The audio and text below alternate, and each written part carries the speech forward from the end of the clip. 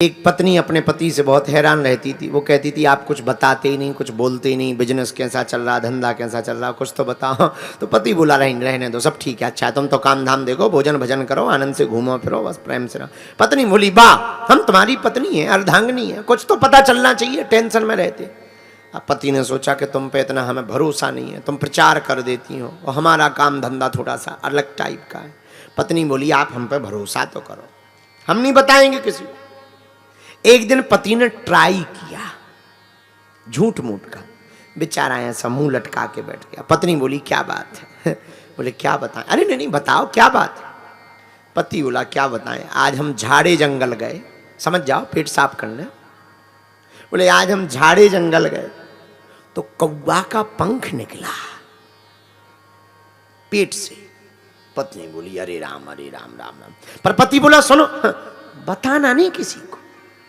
पत्नी बोली हम क्यों बताएंगे? पर महाराज बुरा ना मानना, एक बात बताओ, कौवा का पंख पेट में कहां से आया? पति बोला हमें ये पता नहीं। अच्छा, पति तो चला गया काम धंधे में।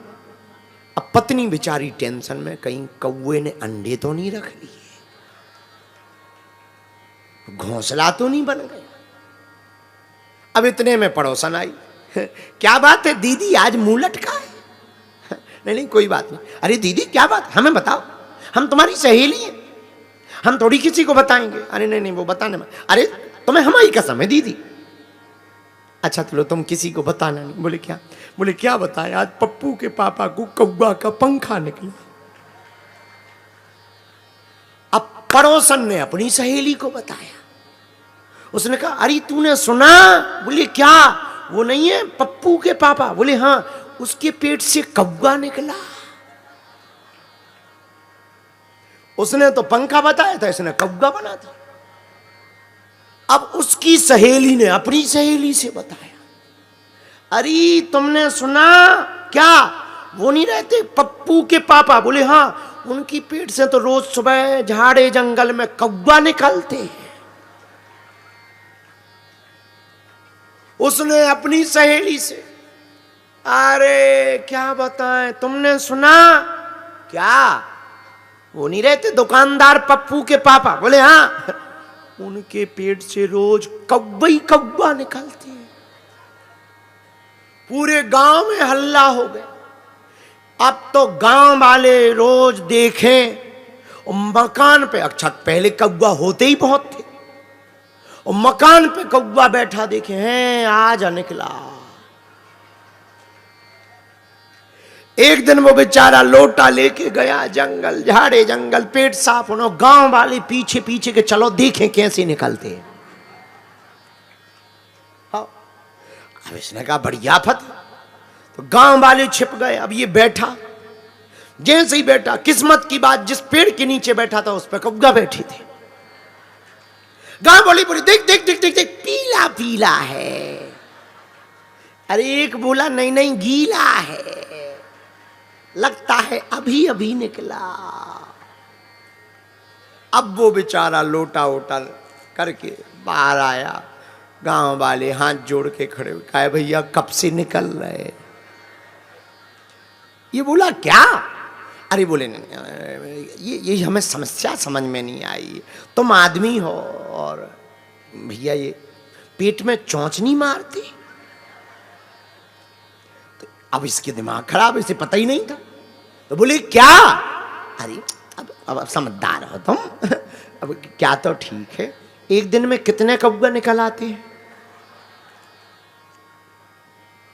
अब इसका दिमाग खराब। बोले कौवा निकल आते हैं? किसके निकल आते हैं? अरे बोले तुम्हारे, ये देखो पीला छपा हुआ है। इसने कहा कौवा कहां निकले? और गांव वालों ने पूरी बात बताई। तब इसे ध्यान आया कि देवी जी को जो वो कौवा का पंख बताया था, उसी के कौवा बन गए जी।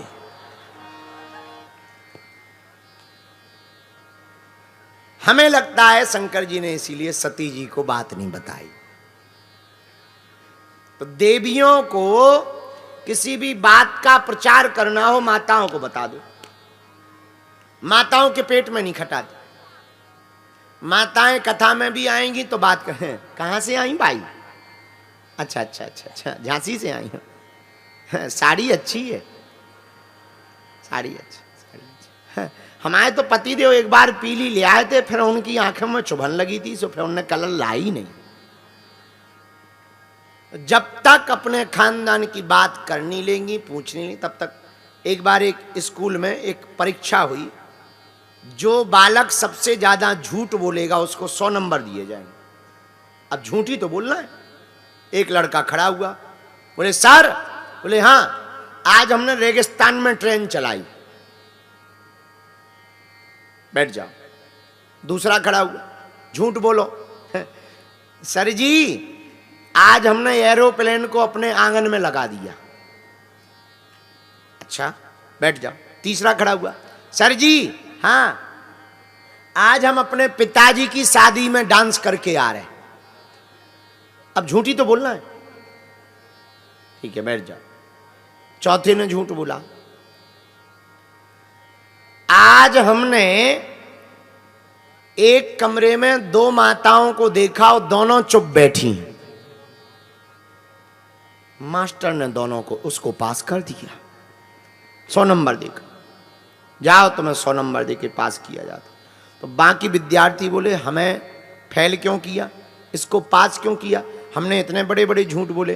पहला वाला बोला वाह, रेगिस्तान में कहीं ट्रेन चलती है, हमने रेगिस्तान में रेत में ट्रेन चला दी। मास्टर बोले हो सकता भविष्य में ऐसी ट्रेन चले जो रेत पर भी चले।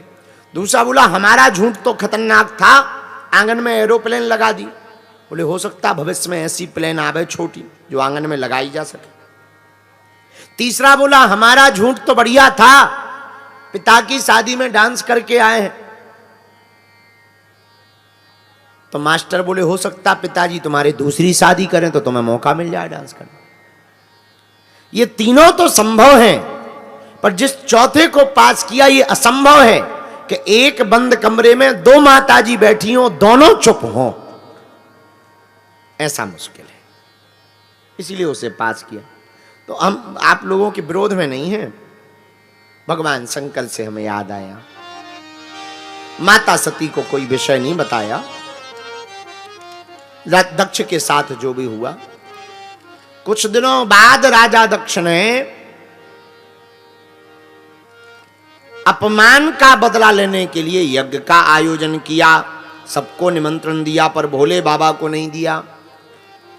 पर देवता भी बड़े खतरनाक, कैलाश पर्वत के ऊपर से ही विमान ले जाते हैं। सती जी ने पूछा कहां जा रही हो?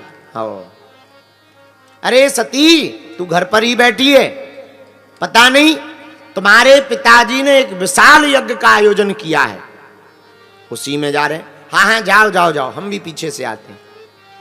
भगवान शंकर के पास में सती जी पहुंची। बाबा, हमारे पिताजी के घर में, आपकी ससुराल में, आपके ससुर जी ने विशाल यज्ञ का आयोजन रखा है, आप हमको आज्ञा दीजिए, आप चलेंगे? भगवान शंकर ने कहा कोई निमंत्रण आया? नहीं, निमंत्रण नहीं आया। पर महाराज पिताजी, हमारे पिताजी हमसे बहुत प्रेम करते, डांट गड़बड़ा गई होगी, निमंत्रण तो आया हो।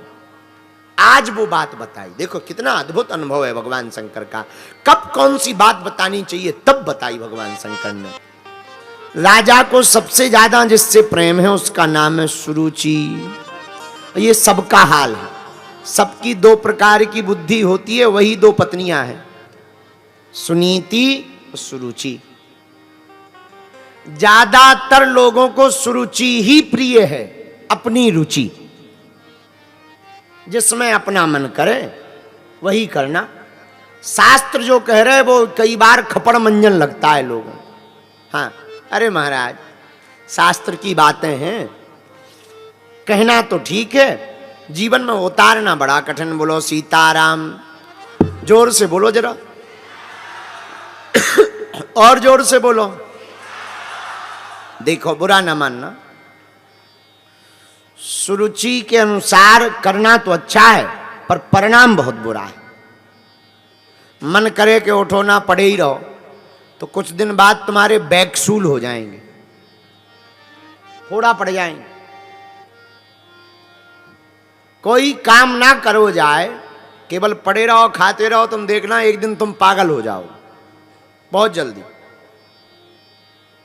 विदेशों में एक सजा दी जाती है, कोई देश है हम नाम भूल गए, वहाँ सजा देते हैं जेल में, हाँ शायद वहाँ सजा देते हैं जेल में, तो एक ही वो जो जज होते हैं वो सजा देते हैं, इनको फिल्म दिखाई जाए। अब जब पहली बार कोई आदमी सुनता है तो बड़ा खुश होता है, अरे भाई पिक्चर देखना दिखाने की सजा है, क्या गजब की सजा। तुम लोग भी कहोगे ये सजा तो हमें भी मिलनी चाहिए। लेकिन रुको, उसके नीचे की लाइन में जज कह देता, मजिस्ट्रेट, एक ही पिक्चर को 5 साल तक दिखाया जाए। 100 आदमी का दिमाग खराब। 1 बार 2 बार 5 बार 10 बार 30-35 बार में वो कहने लगता, कोड़े चाय घलवा दो, घोड़ा चढ़वा दो, ऊंट से पटकवा दो, पर जा सजा माफ करवा दो। एक ही चीज देखा देखा।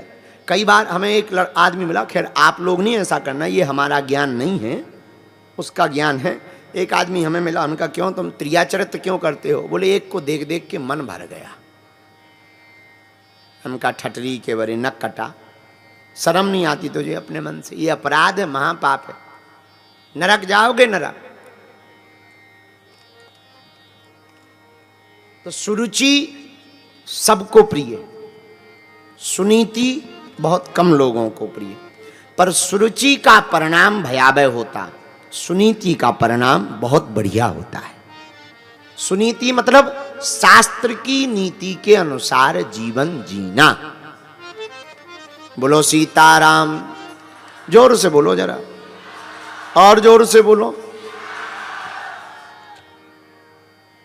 सुरुचि रहती थी राजा के पास, सुनीति जी थोड़ा दूर। सुनीति के एक बेटा था, उनका नाम था श्री ध्रुव जी महाराज। बोलो ध्रुव महाराज की। एक दिन खेल खेलते खेलते पिताजी के महल में चले गए मित्रों के साथ। पिताजी बैठे थे, पिताजी पिताजी कह के गोद में बैठ गए, आंगन में गोद में बैठ गए। हाथ को पकड़ा माता जी ने, सौतेली माँ ने नीचे उतार दिए। ए नीचे उतर, इतना ही तुमको शौक पिता की गोद में बैठने का है तो तू हमारी कोख से पैदा होता तो ही इस गद्दी पे बैठने का अधिकारी था, वरना नहीं है। और सुनो ध्रुव, अगर तुमको अभी भी इस गोद में और गद्दी में बैठने का शौक है तो तुम एक काम करो, भगवान की तपस्या करो, भगवान से वरदान मांगो। भगवान जब कहें कि वरदान मांगो तो कहना हमको सुरुचि की कोख से पैदा करो। यहां सुरुचि ने गलती कर दी, भगवान के वरदान से अपनी कोख को बड़ा बता दिया, ये भूल की है। पर ध्रुव जी तो बच्चे ही थे, रोते हुए घर आ गए। माता जी ने पूछा क्या बात है बेटा, क्यों रो रहे हो? ये रोते समय कुछ बोल नहीं पाए, गला भर गया। मित्रों ने पूरी बात बता दी। अब देखो सुनीति किसे कहते हैं, इनको कहते हैं। पता है क्या बोली? ये नहीं बोली कि नहीं उनका भर अधिकार नहीं, हमारा भी अधिकार है, तुम्हारे भी पिताजी हैं, आधा राज्य तुम्हारा भी है, ऐसा भी कह सकती थी। ऐसा नहीं कहा। पता है क्या कहा? बेटा जो बात हम आज तक तुमसे कह नहीं पाए, धन्य है तुम्हारी सौतेली मां, वो रास्ता तुम्हारी मां ने दिखा दिया।